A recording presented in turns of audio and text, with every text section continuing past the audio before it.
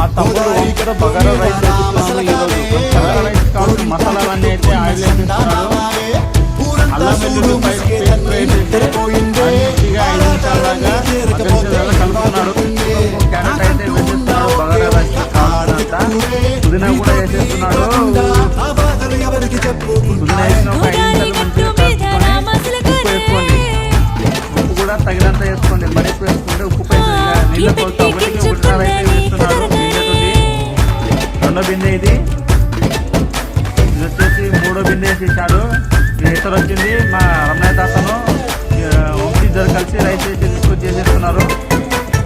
Rice dum అయిన తర్వాత 10 నిమిషాలకి కలర్ అయితే వేసేస్తున్నాడు. తర్వాత కొత్తిమీర వేసేసి గాలి చేస్తున్నాడు. మసాలా చేస్తున్నాడు. దమ్మిస్తున్నాడు.